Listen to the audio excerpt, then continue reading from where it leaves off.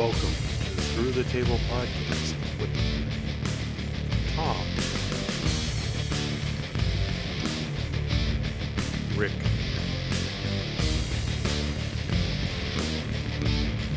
Russ, JL,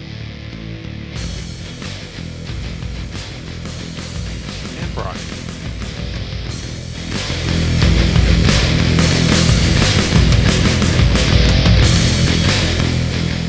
Into our top five now. I don't know any other topics to talk about now. To give you guys a heads up, my laptop is going to die soon, and I can't record where the power is because my kid's asleep. So if I start talking, if I end up just like going, I'll try to get back on the phone, but we'll see. That didn't work the first time. So just to give you all a heads up, Sure. Why wouldn't I have technical difficulties? All right. We'll let you start then. You can give us your top five factions. All right, number 5 would be a kind of a surprise. I don't know if anyone else is going to have this, but the Nation of Domination. It's the faction that ultimately launched The Rock. I don't think you have The Rock without the Nation because he was able to find his voice. He found The Rock there. He was just Rocky Maivia leading up to that, and they kind of just threw him in there just to have Ron Simmons kind of teach him some stuff. And you have him becoming who he ultimately became. The Godfather ended up becoming the Godfather from that. A lot of things happen from the Nation of Domination. I don't think that they are looked at as well as they should be. That was an incredible faction. They won a lot of titles, and they were a good foil for a lot of good teams and good workers as well. But like I said, it launched The Rock's career.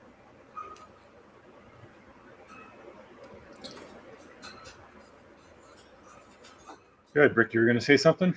No, I didn't know if I wanted to add like something. You were okay. I was everybody. like,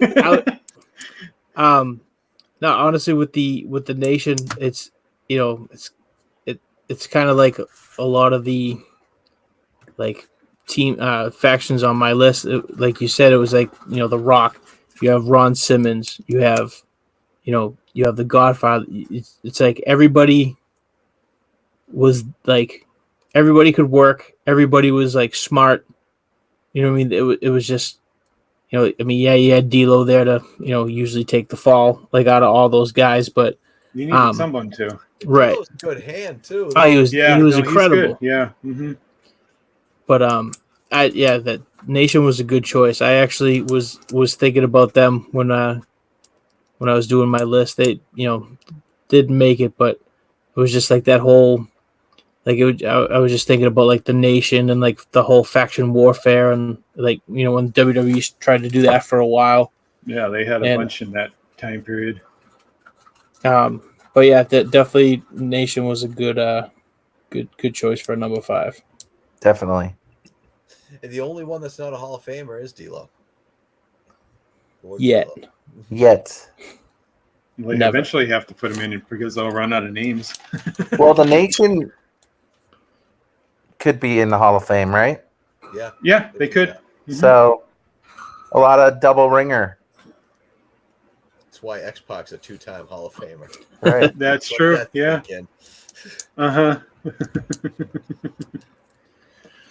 So, all right, I'll go with my number 5. Okay. And I went with the Triple Threat. Oh. So, kind of the same thing. All 3 of them, great workers. I feel like, together they were amazing.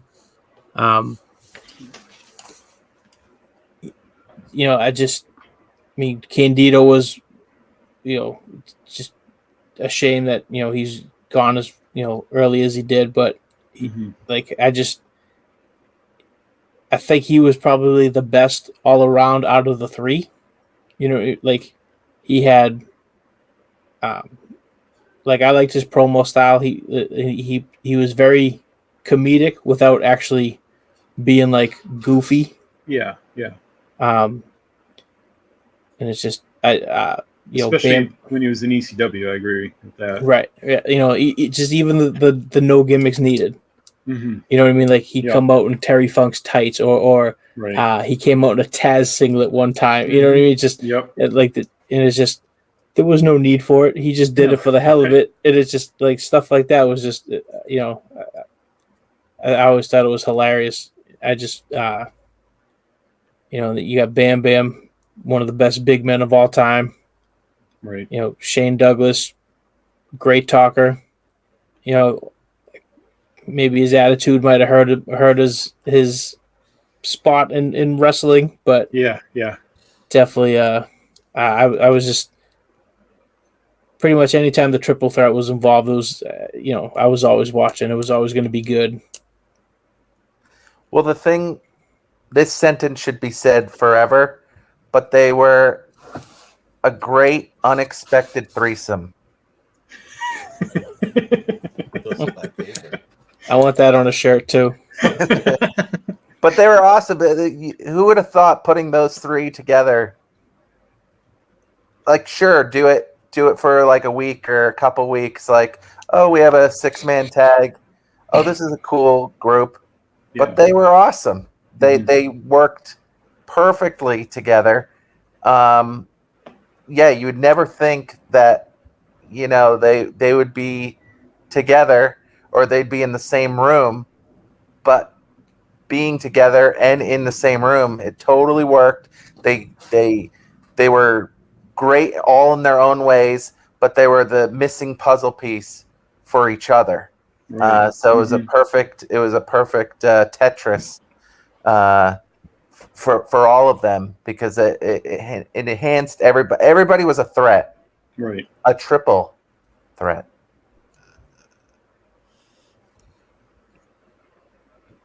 Yeah, as you said, Douglas, a great talker. He was decent in the ring. Behind the stage, a little bit different, but whatever. And, had big following, and when he had Francine with him, that got him over huge.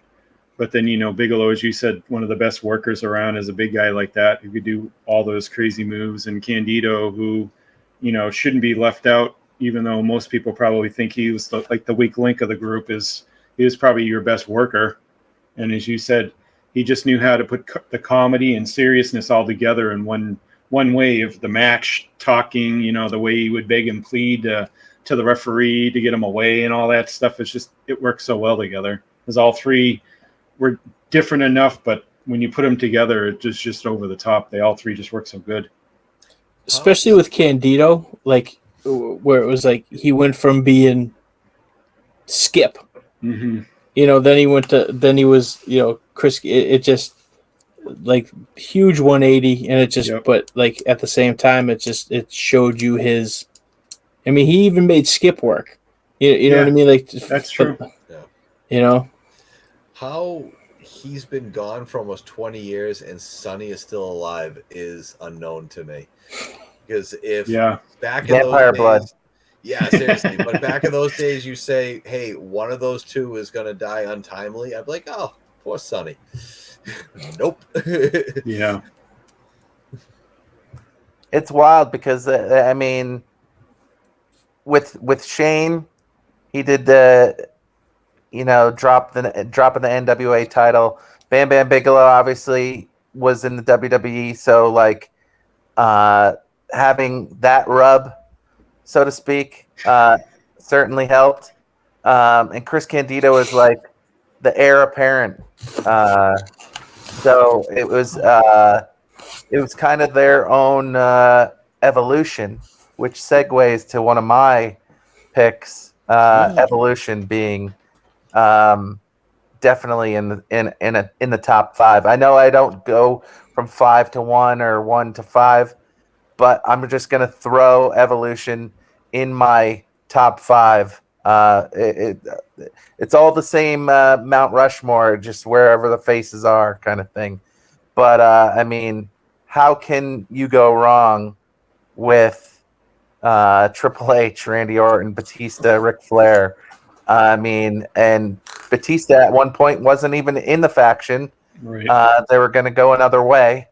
And I still think it would have worked. a little differently, obviously. Yeah. But the way it all worked out, I mean, Randy Orton, everybody always talks about starting a promotion with Randy Orton. Ric Flair is Ric Flair. Triple H is Triple H. Batista became Batista, and now Batista's his own person. Like every one of those people are now an equal, and they all had purpose. There was no one but between them all that you were just like, okay, this person's great, but these other three are great. They were all great, and just like it was obviously built from what they've done. So they were kind of like the NBA super team, so to speak. Mhm. But they delivered, because a lot of times there is NBA super teams, but then they don't do anything. Like the Brooklyn Nets this year. So we're supposed to win. They didn't. They might win next year. They might never win. Not when Kyrie's with them. Yeah. Right. So yeah. There's always a weak link. Yep. Right. I was gonna say there was no Paul Roma in Evolution. Exactly. No, As exactly. much- That's as a much great as point. We're going to point out in a couple of picks that how elite the Four Horsemen was. I think Evolution was even more elite because there weren't any other iterations of it. It was just these four guys. Mhm. All these four guys have been multi-time champions. You count the number of championships that all four of these guys have had in their careers, I don't think anyone else could touch it. I don't think anyone else would be close. And not to skip your number 5 pick, Brian, they're actually number 4 for me. So there we go. We can skip my number 4 because I already have it. And the crazy thing too with Evolution is, I mean, granted, you have to look at the time, but when your quote unquote weakest link is Ric Flair, like For that time period, right? right, Mhm. you know what I mean? I mean, granted, that That's- was like Flair was kind of like on the decline at that time, but at this, still at the same time, he's Flair, like Mhm. so it's wild that he, like I said, the weakest link is the greatest wrestler of all time. Yeah. Yeah, to get in a feud with any of them or the whole faction could make you, Oh yeah. because win, lose, or draw, you're in the ring with them. And so that alone, they didn't have to win all the time, but No. you would expect them to win all the time. Like the Horsemen. Right. So there was an expectation with all of them, and the only thing that necessarily beat themselves was themselves.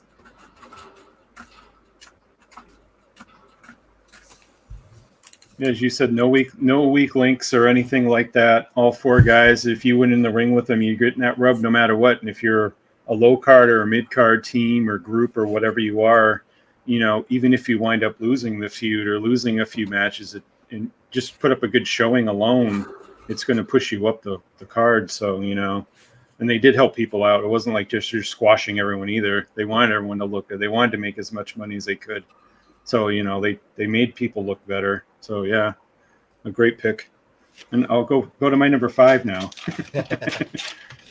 I had the Ministry of Darkness with the Undertaker when they brought in the Brood, specifically after they were feuding with them for eons and eons and eons, and then the Brood came to be part of it. I don't know why, but that was just Viscera, Midian, APA, the Brood, Undertaker. It was just such a weird grouping of people. It just made me want to watch it, like week in and week out, to see what we're doing. It's, you wouldn't think you'd want to see a Viscera match.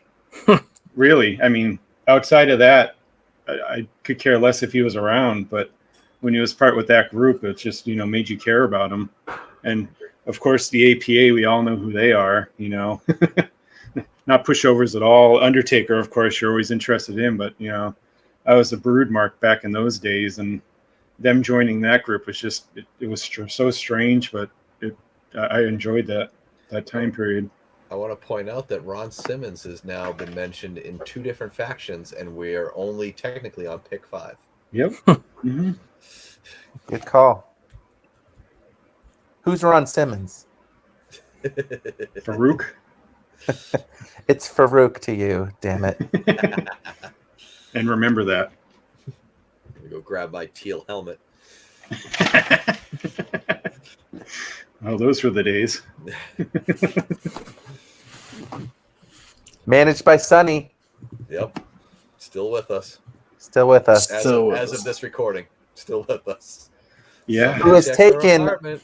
who's taken many teal, lengthy, girthy helmets. Oh, Oh, my. jeez. Oh, my. And Oh, paid for it, actually. wow. On that note, I'll go with my number 4. All right. So I went with it. I'm honestly like looking at my list. I'm surprised they're at 4 and not higher, but I went with the Heart Foundation. Good pick. I mean, just once again, I feel like with the whole faction, each member had to once again, no, like I'm just trying to think of like there's really no weak link. I mean, granted, this obviously this if you look at it, all right, there's certain people that'll take the fall in the matches, but at the same time, you don't consider them weak. It's not like Yeah. the NWO where you have Virgil or VK Wall Street. You know what I mean? Like Right. Mhm. like it's just five solid, unbelievable Hall of Fame talent wrestlers. Just yeah. I mean, just the I was watching the Calgary Stampede match the other night. You know what I mean? It just one of the best matches, just like work wise, in the crowd was just so hot. You know what I mean? And the fact that they could do that, the face be a face in Canada and a heel in America, Yeah, and it that just was- and it mhm. worked. It Yep. just worked so well. Right. I think the only weak link that they had is a guy who could barely walk at that point, because he couldn't work the matches anyway. But if you had to have a weak link, it would have been Brian Pillman. And to say that Mhm. Brian Pillman, he's not on the level of Ric Flair, but to say that Brian Pillman is your weak link, it's Right. a hell of a faction. Yeah, they're in my list too, and just like Evolution. I mean, there's like everybody said, there's no weak link. They all are so unique, but bound by familiarity. That it was great to see them all come together because it was natural for them to come together. Obviously, with the family aspect or the Stu Hart aspect of it all. But it just made sense, and it just they had a meaning to be together, and they had a meaning to fight in Canada and America, and it was great to hate them or great to love them, whether you were a fan or whether you were a challenger of them in the ring. Very true. I agree with that. I mean, we've already kind of distinguished it all with them as, no weak links at all, of course. And they didn't make my list, unfortunately. Neither did mine. But I can see why they did. They were one of the teams I thought about. If this was a top 10, they would have been there. Oh, for sure. Mm-hmm.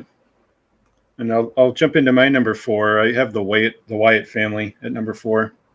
The without Braun, the three of them, The three obviously. of them. Yeah, Right. when Braun came in, it changed the dynamics too much to me. But And then just they couldn't nail down the gimmick at that point. no, just Bray Wyatt and his interviews and just the way he would work and everything with that whole gimmick where no one knew what Sister Abigail was and how dark it was, and just having those two goons with you, just the way that they looked and everything, is the whole package together. As Tom was saying, if he could go back to that gimmick now, you'd almost be a fresh start for him to start over again as Bray Wyatt again after the Fiend. But he's such a good worker, not given the super chance. I mean, probably could have been a lot bigger than he was. And Luke Harper, not getting a huge chance until he left, but he was a very good worker. And Eric the Redbeard, who was more of like your brawler guy, but just how they had all three of them together, it just worked great. Totally agree. We're not on my list, but they live forever, so to speak. Yeah. I would yeah.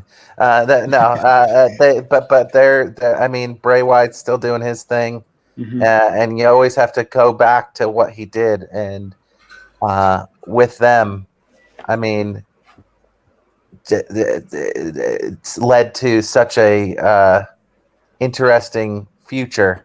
Yeah, totally. For whatever Bray's going to do for what they did in the past.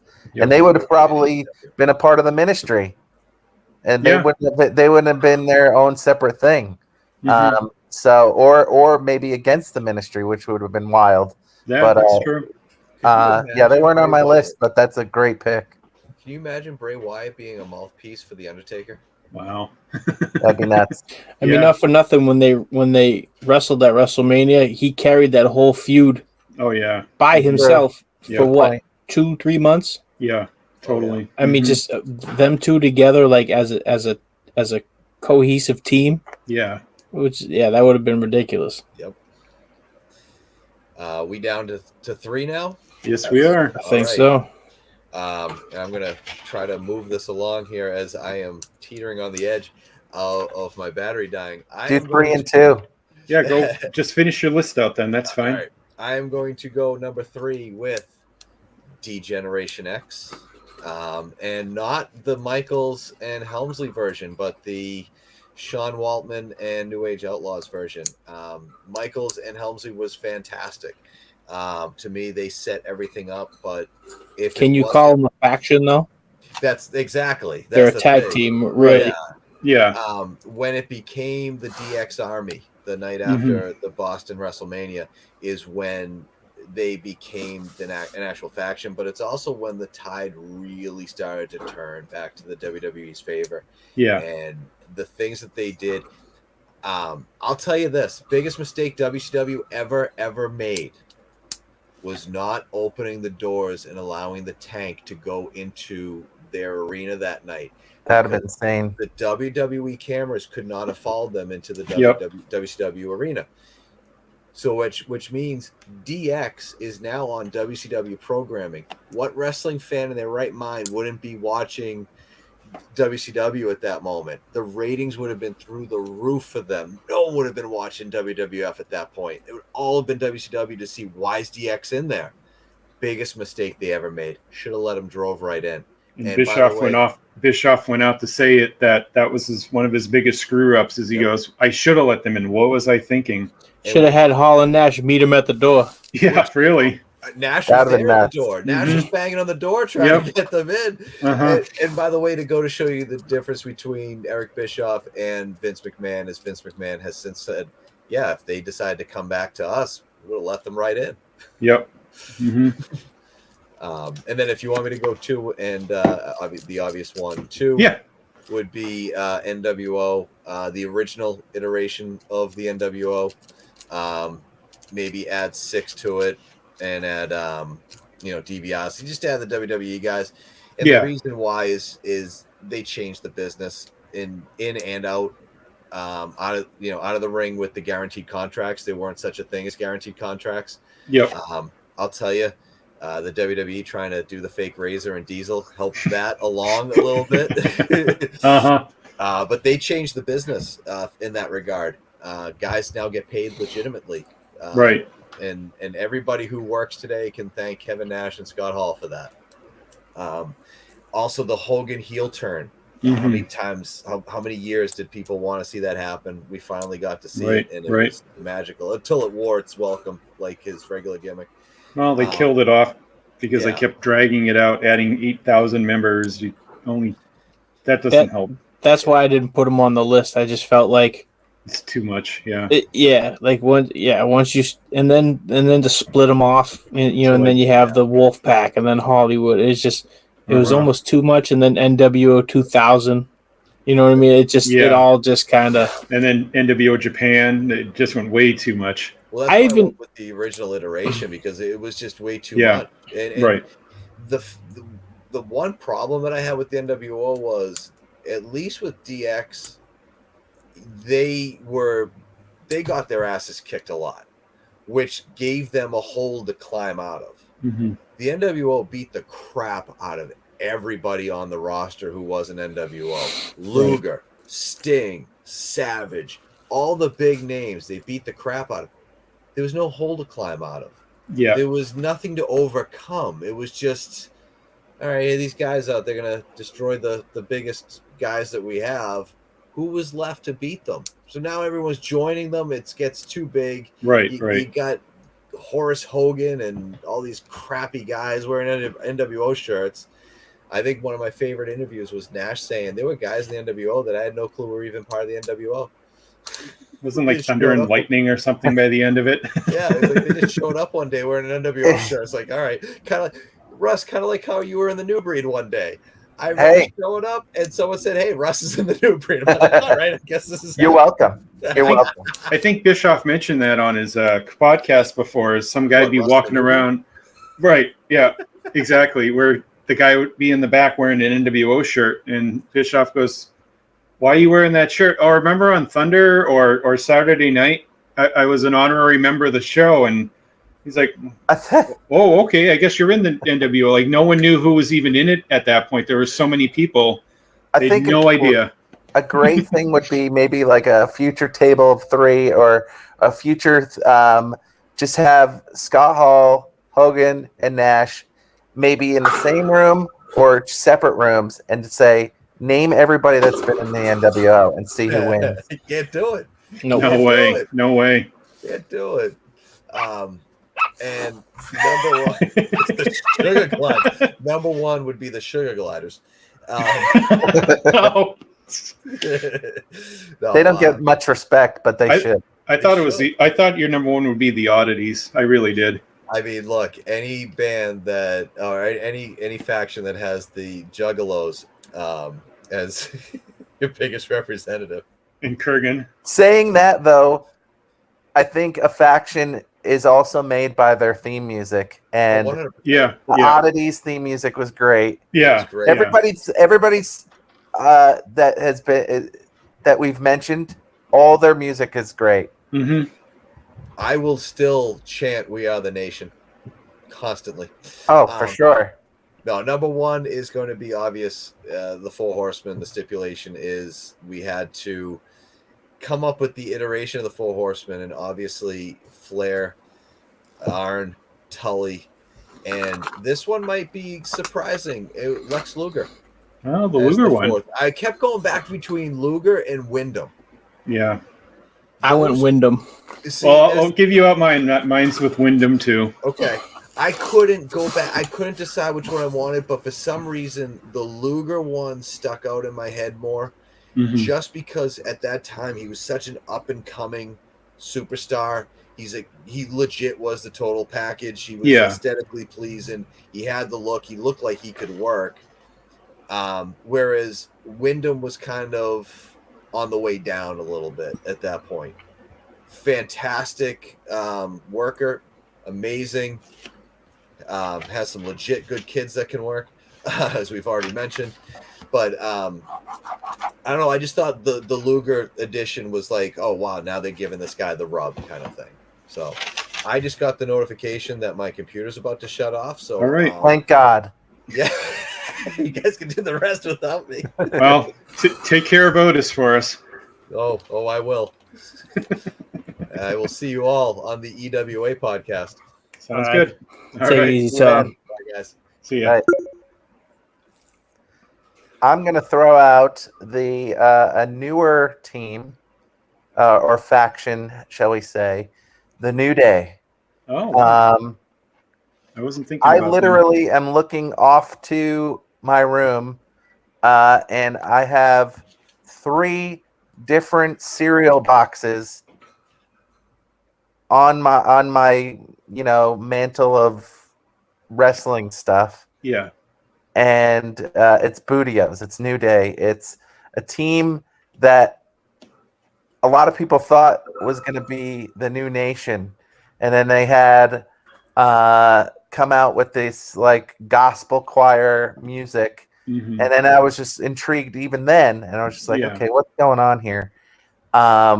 Three guys that just kind of connected, still connect. Big E is separate with them, but they've never broken up. They always say they're never going to break up. Mhm. They were only broken up solely to get Big E over to SmackDown, but rumors are saying that they're going to bring him back to Raw or whatever. Right. But they're always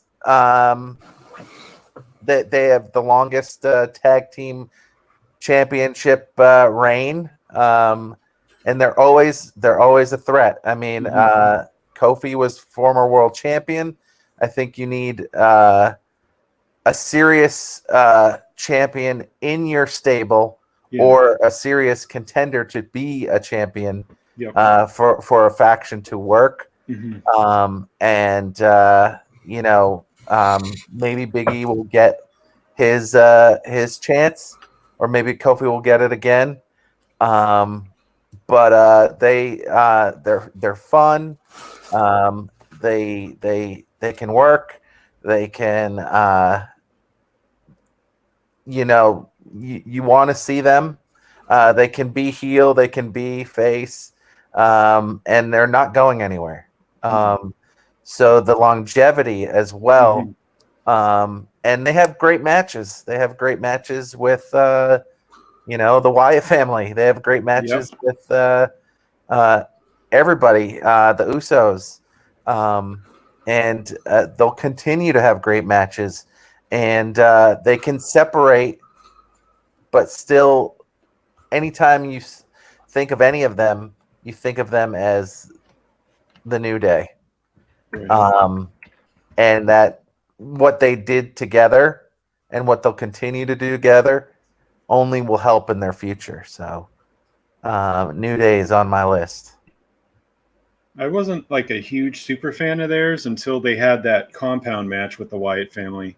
That's when I really saw how tightly bonded they were and how they could work that style, because they were kind of almost more jokey and more like kid friendly before that. And after that, you could kind of see the killer instinct that they all had and how they could work any kind of style you wanted at that point. I mean, as you said, they've been around for many, many years now, and they're not slowing down very much. Everyone, always popular with them. Big E, great. Kofi's great.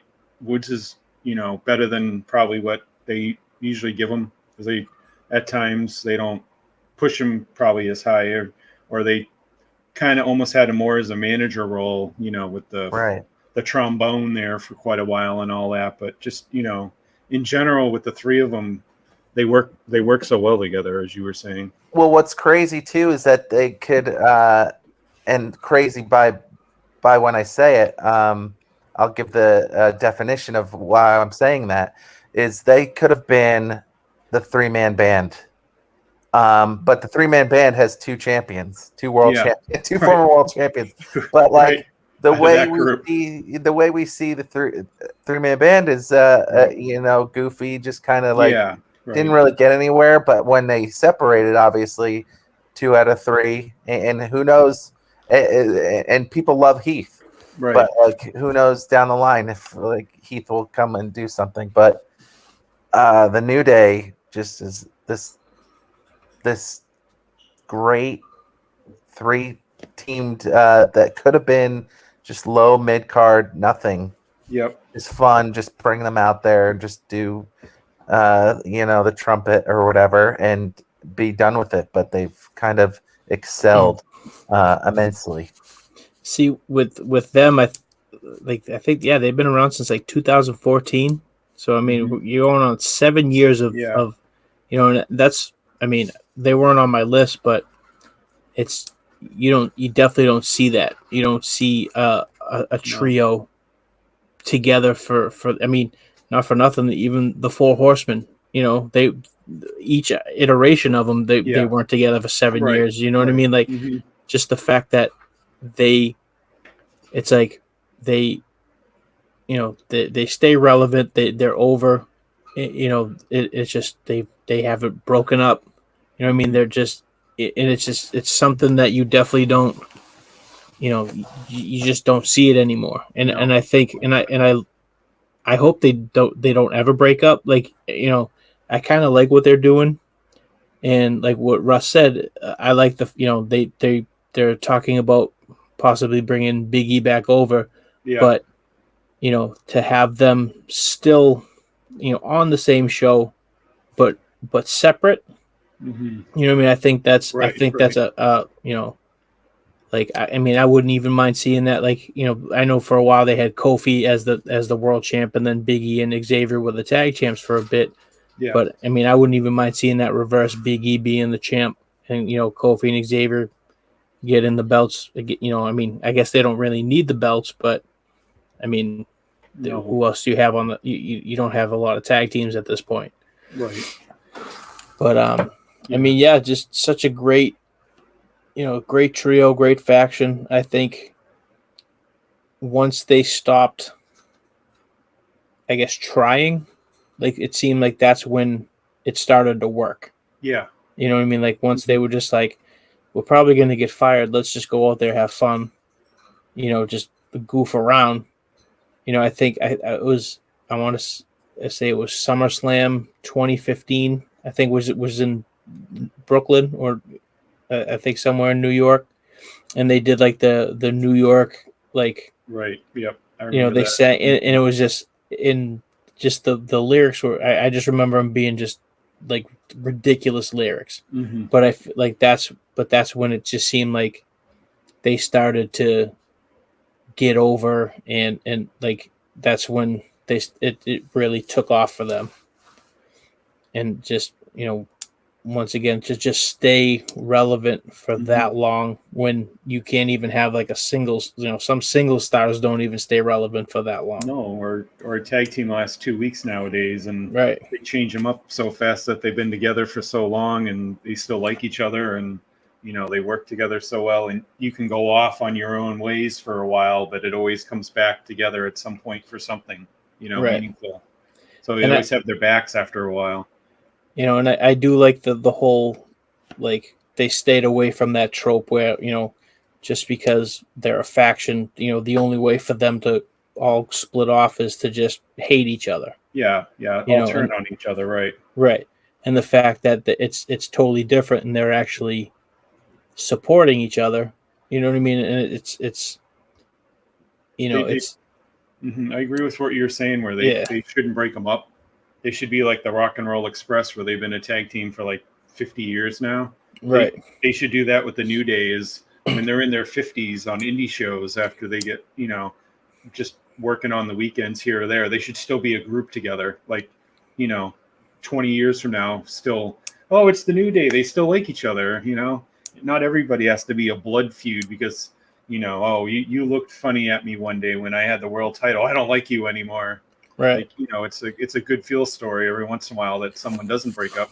Right. You don't have to throw everybody through a barbershop window. It's just so different to keep somebody like that together, and somebody should stay. Right. So I think we're on number 3, right? Number 3, yep. So my number 3 is the Dangerous Alliance. Nice. Wasn't as successful of a faction, I would say. No, But- not long standing. But when you look at everybody that's in that faction, every single one of them Hall of Famer. Like, and I think for the most part, I think they're actually already in the Hall of Fame. I But believe they all are, yeah, or just about. maybe not all. I think maybe not Zbyszko. No, Zabisco's in. I'm Zbyszko's pretty in the sure. Hall of Fame. Then, yeah. I think the only one that's not in is Bobby Eaton, or no, they just went in, right? The Midnight Right, Express. Midnight's just winning So like yeah, 2. they just went in. So yeah, everyone. Actually, no, that was the Rock and Roll went in. Midnight's aren't in yet. Oh, the Midnight. Oh, okay. So Right. Bobby Eaton's the only guy that isn't in that was part of that stable at one time, Right. but everyone else is. Oh, Yeah, except for Heyman, I guess, because he's not really officially retired yet. Right. But That's it. Yeah. he's kind of, the leader, but not really, whatever. It's kind of like JJ with the Horsemen, Right. And it's just I don't even think they were together that long. Like maybe a year. Possibly a year, somewhere in that range. Because I know it just kind of stopped because Rude and Medusa kind of went off on their own, and then I think Zbyszko and Anderson went off on their own. So it just kind of fizzled Just out. fell apart. It never Yeah. really like ended. It just they just stopped them. Like it was weird how it ended. But yeah, believe it or not, they were number 3 on my list as well. Oh, nice.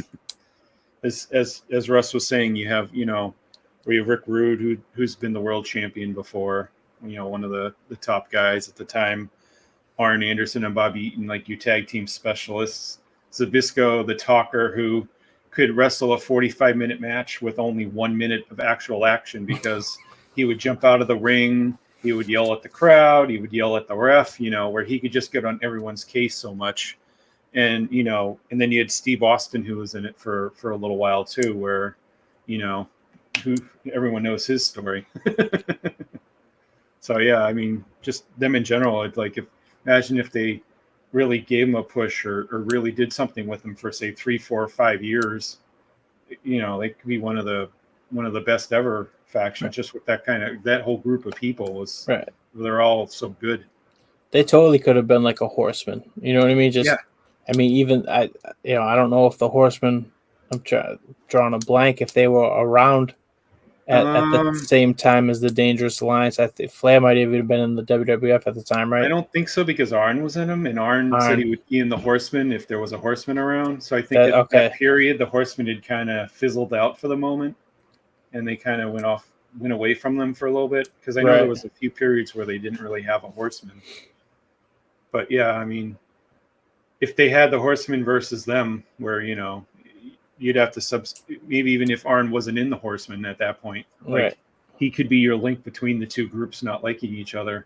Like I picked the Dangerous Alliance. Say Flair had come back and he had Tully Blanchard or Wyndham and Luger and whoever is a fourth guy, for the Horsemen. Hey, Arn, come on back. And Arn's like, no, I'm happy where I am. Right. We're better right now than you guys are. Imagine a feud of that. But even even if for whatever reason you put Arn back in the Horsemen, you still have Zbyszko, Rude, Austin, and Bobby Eaton. Exactly. That's a foursome that that's definitely it's good enough. That right. There no slouches. Absolutely. Or Zbyszko is the AWA champion a million times. I mean, yeah, AWA world champion, but still, world champion's a world champion. I mean, right? Can't take that away from him. Right. Yeah, there might not have been a ton of talent there, but somebody has to be your top guy. I mean, they always went back to Nick Bockwinkel for a reason, Right. Trustworthy. I mean, yeah, I think Zbyszko married Ganya's daughter or something, but whatever, Still, though, you knew he would get you heat. People don't want to see him lose. That's the whole thing with him is just this whole attitude, Even when he was an announcer, he was the same type of guy where he would just talk circles around and you'd no idea what he was saying, but either you're annoyed or you're impressed, where he would always go after the NWO and you're like, this guy's in his like early 50s. He's going to get his ass kicked by them if he keeps challenging them like that. But, I mean, just the whole group along is what I agreed with you is it was a short run for him, but still they were significant to me. It's kind of, honestly, it's not on anybody's list, I don't think, but like it's kind of the same thing with for me, like the Brood, Gangrel, Christian, and Edge. It's like they were only together for what, 8 months. Yep. And everybody remembers the Brood. Like I kind of feel like it was the same. It's like they weren't around for a long time, but they definitely made their short time memorable. Yeah. Everyone remembers the bloodbaths and the entrances alone with the fire and everything. Like it was, that was crazy. Yeah. Maybe they're on Russell's list. I was just saying, it could be. Yeah, no, no, they're not your number 2. Sorry, one of your 5. the one of the 5. I'm gonna say the Heenan family.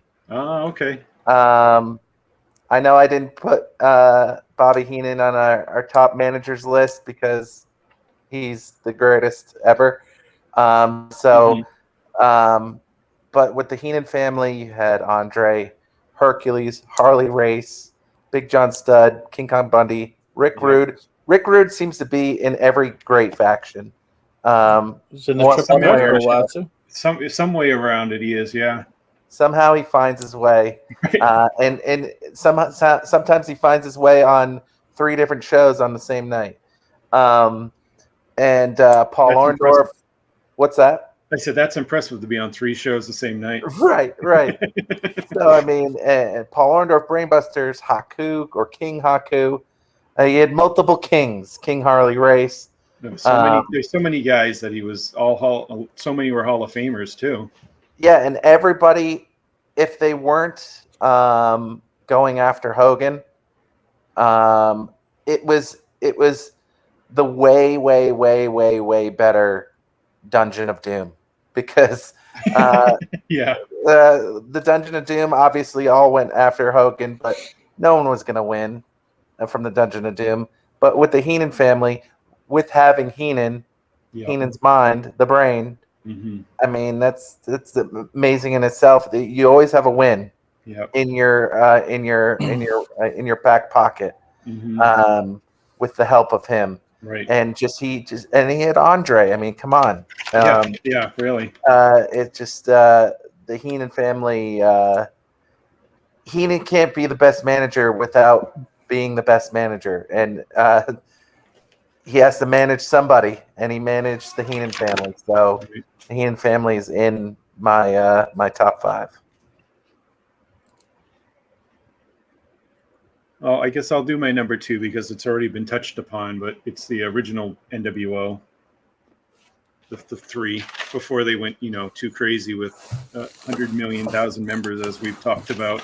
Right. But Hogan, his first heel run, Hall and Nash coming over, that whole thing where, hey, that's why WCW made all that money and won all those weeks in a row. That whole thing is mostly because of them, Just how overall 3 guys are all, I think Razor or Scott Hall ever won the world champion. He should have probably been a world champion, but the other 2 did, and we know that. But all 3 of them were not pushovers at all. And at the time, they were probably the 3 biggest stars at the time when they put them together.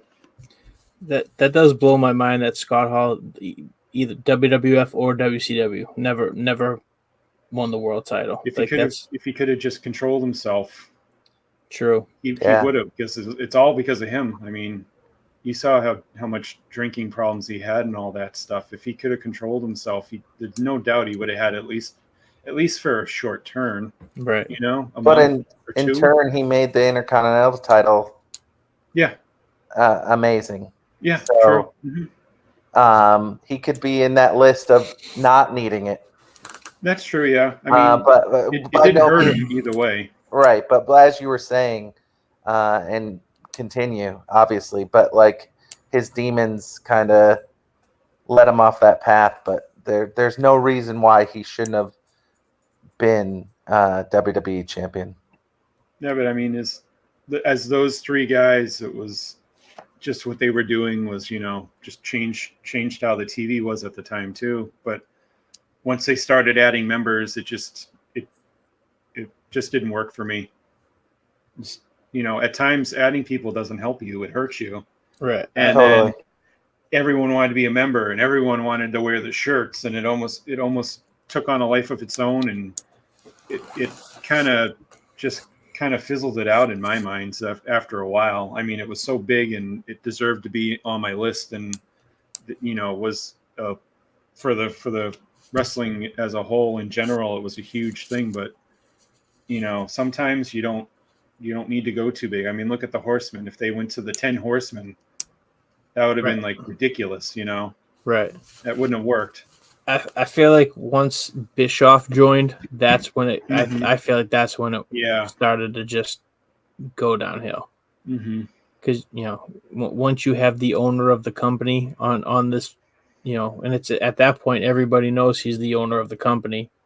You know what I mean? And it's just or the president or whatever he. He's running the company. He's running the company. You know what you mean, right? Yeah.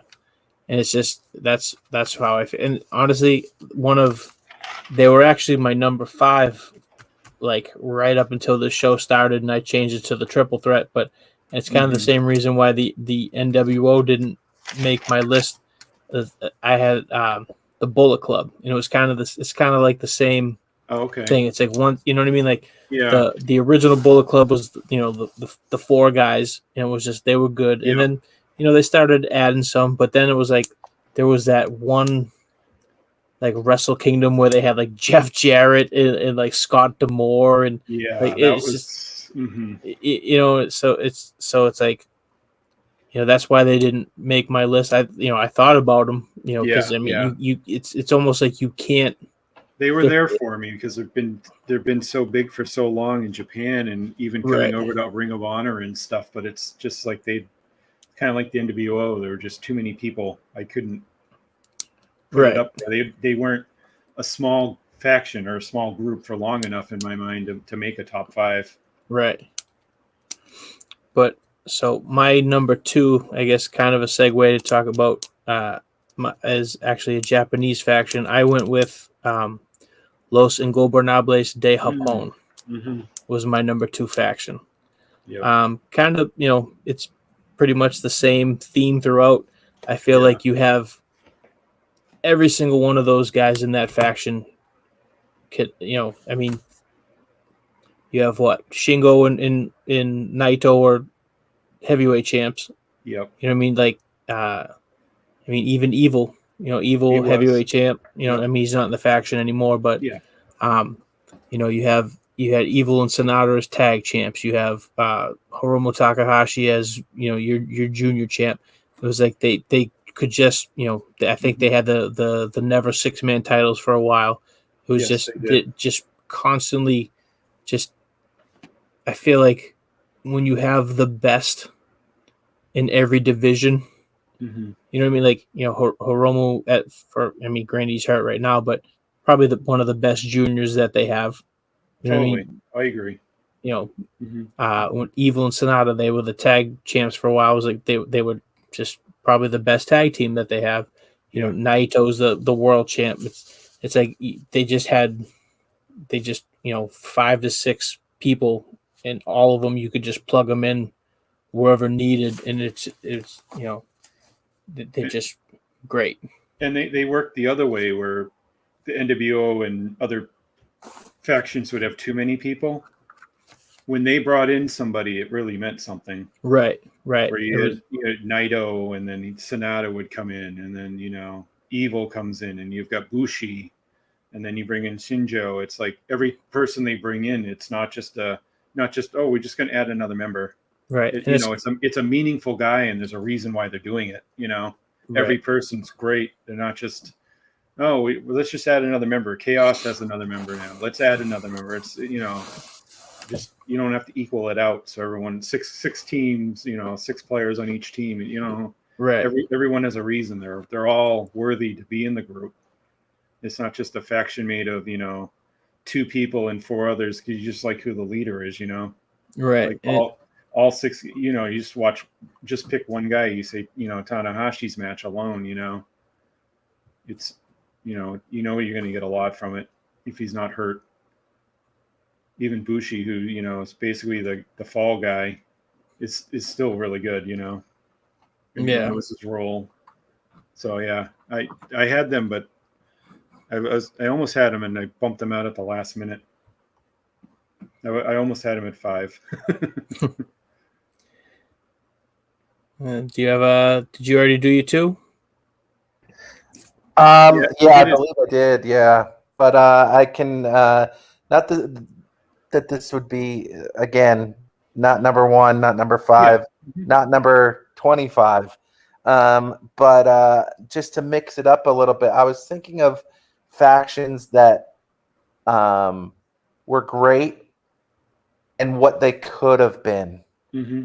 And I felt that I needed one of those factions to be in this list, where I thought the Radicals could be in there, but I didn't pick them. Then I thought Right to Censor could be in there, but I didn't pick them. They just were at the cusp of something great. Yeah. And Yeah. they did great things, and then they did great things separated from themselves. Right. So I was thinking and thinking and thinking, and I was thinking of what was one group that made an immediate impact, and it could have been gone such a different way, but the Nexus. Oh. Mm-hmm. Their start was incredible. That just busting up the ring, taking Yep. apart, everybody from the crew to that whole moment is a moment that's gonna be there with Hogan slamming Andre with CM Punk's pipe bomb. Yeah. You're gonna always see that moment on a list. Right. Right.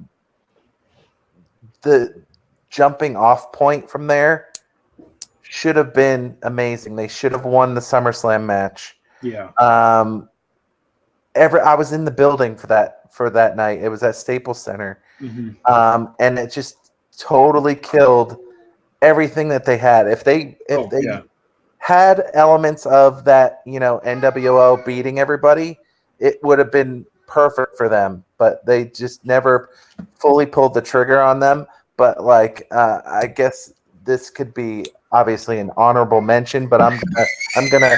They're screaming everywhere about this. They're pissed about Nexus. Exactly. The Nexus, what they could have been. Yeah. That's why I've added them to the list. I feel like their momentum it was I think it was Extreme Rules. What was the match? It was Barrett versus Cena. Cena dropped a whole thing. Remember they had the chairs, and he just dropped like a whole stack of chairs on top of him. TLC. Was it TLC or? It was one of those. Extreme Rules or TLC or yeah. Mm-hmm. And I just remember I felt like I mean I know you don't give Barrett the title, what I mean, because he's technically still they were pushing him as a rookie. Yeah. Yeah. You know what I mean, quote unquote rookie, but right. At the same time, it's like how else do you if you're gonna push 7 guys into a feud with your world champ, it's like where do you go from there? Yeah. It's kind of Russ said that they could have done so much, but I felt like they booked themselves into a corner where they just couldn't figure out how to get out of that corner, and the Nexus suffered for it. Yeah, and then also too, I mean, look what Ryback could have been from that. Obviously, Daniel Bryan made many waves in there. There's a couple people that we'll forget forever.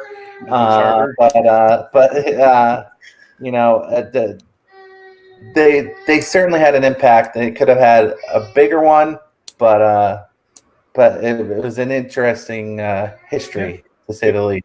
They could have gone places, except they let Cena do what they decided to do there, and really just squashed it all right away.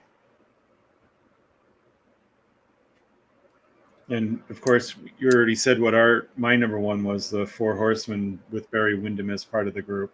Yeah, same here. I thought about Ole, but Ole just didn't do it. Windham was such a much better worker, and he just fit much better with them. It was a hard choice, though. I didn't see Luger being a great fit like Tom thought. I saw it the other way with Luger. They were trying to make him into something he wasn't, in my mind. I didn't mind the Luger combination. Ole was a little before my time. Yeah. I don't remember Ole as much. I don't remember him working. I remember him with the Horsemen, but just I just remember him like a collared shirt. You know what I mean? I've never seen him working. But yeah, they had him and Arn as the tag team when the first thing, the first grouping together. Yeah. And it didn't last. Maybe it might have been only 2 years, maybe. or maybe not even a year, maybe a year, and then Tully took in there. So like, and then they brought Wyndham in with that. So I think Right. it was only like JJ, Flair, Arn, and Tully for a while. So it wasn't even really like 4 wrestlers, but they're still the 4 horsemen, Right. And then, but I always liked Wyndham.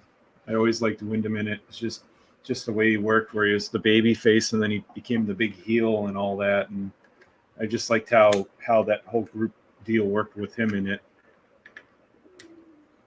See, I like Wyndham too. Just like he wasn't. I mean, I consider him like a big man. You know what I mean? Oh, He's yeah. not like he's not like like a hoss per se, but you know what I mean. Like he was, He's like what 6'9", 6'8", like 270 something like probably. that. Yeah, but the he other was guys just were all like 6 feet, 200 pounds maybe. right. But like Wyndham was just so smooth. You know what I mean? Yeah. Just very like. Mhm. I mean, they all were. Yeah. But but I think like as I didn't mind the Luger combination, but it's just if I had to pick between Luger and Wyndham, I'm going Wyndham every time. Oh, right. I agree. Mm-hmm. Yeah, I mean, there was nothing wrong with Luger in it. It was almost like they're trying to force him into something to get people to get behind him at a time, Right. Like they really wanted him to get pushed up the card and everything, and they kind of were like losing sense on what to do with him. And that's kind of like, oh, let's just put him in the Horseman. That'll get him over.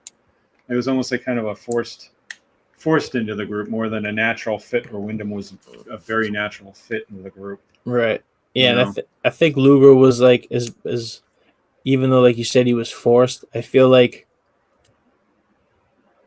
pretty much anything after Luger was just that's when I was like, all right, now they're just trying too hard. Yeah. After that was it. Like that would be the only other team I would think about. But when like what was it? Sid came in, or so all right, I forgot about Sid. Sid wasn't too bad, mm-hmm. but like when they started putting when they put Sting in there, I was just like, come on, like Yep. and it's just, I mean, who knows how that would have went if Sting didn't get hurt, right? But it's I hard just to say. Like I just feel like it just Sting was like a bad choice, and then it just after that it just got worse, and then I mean, you got Mongo in there and Paul Roma. You're reaching, and it's a name, and you go, oh, people like it because it's a name, and it's like at times it's better off just to give them a fresh start, a fresh name.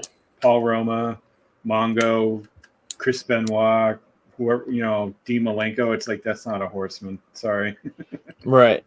If you had Flair and Arn, and you had, say, Benoit and someone in there, you go, well, maybe you could, that could work, Well, they had that combo for a bit, right? It was Flair, Arn, Benoit, and Pillman. Right. That wasn't horrible. You're right, but like that, I don't even think that lasted very. Like that was real short. It couldn't have been. I can't even remember how long it was. That's how short it was. Right. But yeah, I mean, it's funny though, these the top fives, and it just seems like there's certain teams are going to be there, or certain groups, certain people, like probably the biggest difference we had so far in our top fives was the women was probably the most, with most diverse, diverse groups or lists from everyone. Yeah. I mean, it'll get that way. Say if you did like your favorite referees or something, it'd be like the same few people, but it really depends on, whatever you decide. Like if you didn't watch, say WWE when you were a kid, and you only had Texas wrestling and you only had Florida wrestling, you might have like a Boogie Woogie Man Valiant on your list as one of your favorite wrestlers when you were a kid. Right, or Von Erich or something. It really depends where you're from, Always varies. Right. Or the Japan people be like, Inoki would be on their list or something, or Baba would make a list, Right. Or I've seen them, but I didn't grow up with them, so they didn't have as much as a holding to them, as others would. Yeah, where you're located definitely makes a lot of the decisions. Mm-hmm. I definitely feel like too we kind of lucked out in the Northeast because it's like, it's like you had WWF, you had WCW. I remember coming home from school and watching like AWA and like World Class and it just like we were able to get We had a little everything. bit of everything. Mm-hmm. Yeah. I guess we were one of the first affiliated world class areas was Boston, outside of Texas. Right. It's actually funny. That was the first show I ever went to was a world class Oh wow. show. I was 4 years old, I think, maybe. Oh, I wow. actually it was like 1986. I want to say I wanted to go to. It was at the Manning Bowl in Lynn. the Manning Bowl. Yep. Yep, I remember that show. No, my parents wouldn't drive me. I was so mad. I gotta find it. I have the. Yeah, it was a Friday show, or no, a Saturday show right after their Friday show in Dallas. It was 8/17/85. Oh, 85. Okay. 85. So I had just turned 4. Oh wow. And so I don't remember much.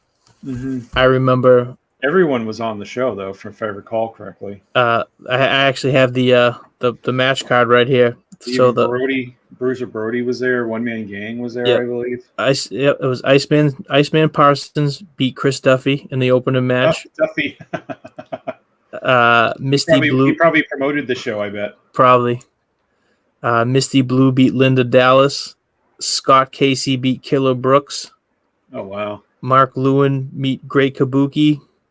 Oh, okay. What show is this again? This the first show I ever went to. It was World Class Class Championship was in, Wrestling. Oh, that's cool. World Class in Lynn, Mass. In 1985. They Nice. did 2 shows. They did one in August, and then they did one. I think it was either October? June. I think it was no. Was it the next year?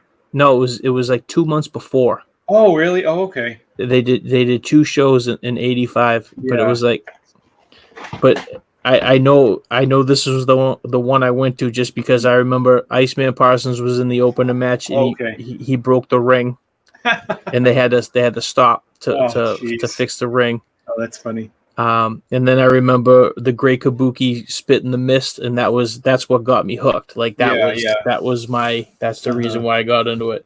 Right. And then And it's still with you because you bring up that with Asuka. Yeah. yeah. Uh-huh. So yeah, then Bruiser Brody and One Man Gang went to a draw, and then the main event was Kevin and Kerry Von Erich beat Gino Hernandez and Chris Adams by DQ. But yeah, that was That's good. I so wish I had gone to him. No one would drive me. I was so mad. That was like my go-to to watch on Saturday mornings. I think it was like at 9 a.m. on channel 56 every Saturday morning. I was like, that was my show to watch before, because then Superstars and Challenge were on right after, and then AWA was on ESPN, or I think it was on. it was ESPN. It was on a Providence channel that I would get through cable too, like their actual like all-star wrestling show. Oh really? So it was kind of weird. I'd get everything. And then of course Turner was on TBS, so you got all the Crockett years. That's cool that you have the card from the first show that you went to. I don't necessarily remember the first show I went to, but I definitely remember it was there was one of the first shows where Dusty was supposed to be, and I made a sign and did this whole thing, and they didn't show up, and it was just like devastating. So that's my green mist. I know my first show was at the Boston Garden, and it was the night that Macho Man beat Tito Santana for the Intercontinental title. That's cool. It was a house show. Obviously, they taped it for prime time or whatever, but I was like, holy crap, a title change on my first show ever? Like, wow. I was expecting that like every show. Yeah, the amount of things that happened in the Boston Garden or the Madison Square Garden, and just like all the things that we've seen or that have been in the East Coast is just insane. I went to probably 90% of the New England ECW shows, probably 90% of them. Yeah, I was there for You were there for many. summermost with you. Yeah, that was great. Mm-hmm. I think a few Fall River shows I missed. I missed the one when they were in Boston at the Roxy. Not many though. Every Revere show I was at, every I wish I Waltham went show I to was the at. one night stand. I was almost gonna go, and I didn't. I wish I would did because that was such a great show I too. went to the first show in Burlington there, where they started throwing chairs and they were never let back in the building again. That's the way to do it. Webster Town Hall. Yeah, I never went to a Webster show. I only went to 2 ECW shows. I went to that Burlington one, and I went to the Ice Center up in Salem. It was a I TV. went It to was a a bunch of TV those. taping. Yeah, I went to a bunch of those, and we actually drove to a Heatwave show in Poughkeepsie, New York, for a pay-per-view. Nice. Way back in the day. That was the one where Taz and Candido worked. Van Dam and Lynn for like one of their million matches. It was always awesome. Mm-hmm. Like consistent was a well-used word for them. Yeah.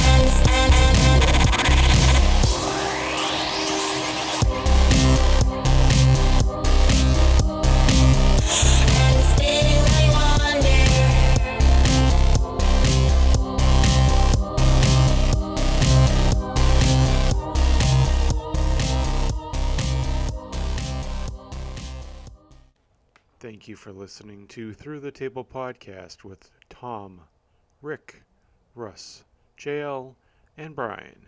Catch us on Twitter and Facebook. Please like and subscribe. Thank you. Till next time.